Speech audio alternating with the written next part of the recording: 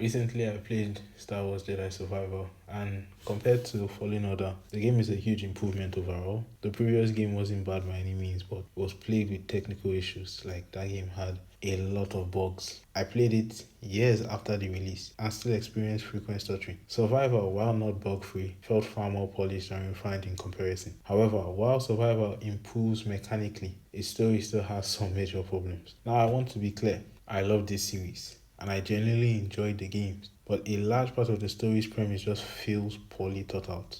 Now, spoilers ahead if you haven't played the game and you plan to, you should experience it for yourself. Now, for me, the biggest issue was Bo's betrayal. His motivation is simple and understandable. He wants to protect his daughter. That's a perfectly valid reason. But the way the story executed completely falls apart when you think about it. Why betray Carl and the others at all? Wouldn't his daughter be safer in Tanalor if the Jedi were there together? It's an incredibly hard planet to reach, and they would have Jedi training there, and Bod himself would be present to protect her. How is isolating her on a deserted planet any better than the other base she was already living in? Either way, she's cut off from the galaxy. Except now, she's even more alone. The only way I can make sense of Bod's action is by assuming he was blinded by the dark side, similar to Anakin. Fear and paranoia take over, and he convinces himself that no one can be trusted and that there's no other way. Without that interpretation, his betrayal just feels unnecessary and forced. This leads directly into my next problem. There are no real consequences for killing Bod. Now, Carl kills him in anger, openly channeling the dark side, partly after seeing Merrin get hurt. That alone should have been a massive turning point for Carl as a character. But even more importantly, it should have completely devastated Kata. Kata loses her father and immediately ends up in the care of two complete strangers. One she barely knows and one she's never met, both of whom were directly involved in her father's death. Now she's old enough to understand what happened, or at least piece it together.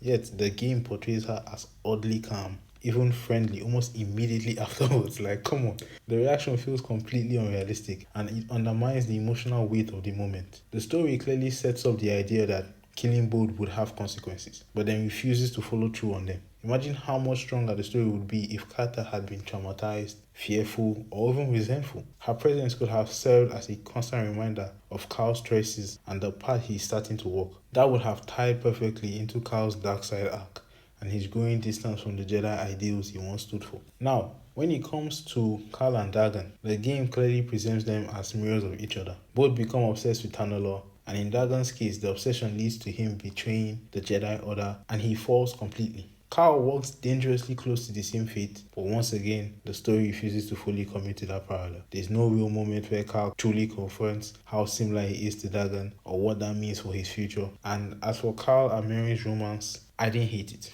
I actually think it mostly works. Still, there are some moments where it feels awkward or even rushed, especially given the themes of attachment, fear, restraint the story is playing with. It never quite feels fully earned, but it's far from the worst part of the narrative. Now, overall, Jedi Survivor isn't a bad story, but it constantly sets up interesting ideas and avoids dealing with their consequences. It's still a great game, especially with the new stances and the gameplay improvement, but the story doesn't live up to its potential. Now, those are just my opinions. What did you think of the story when you played it? And what games are you currently playing? I'm really interested to see where the third game in the series goes.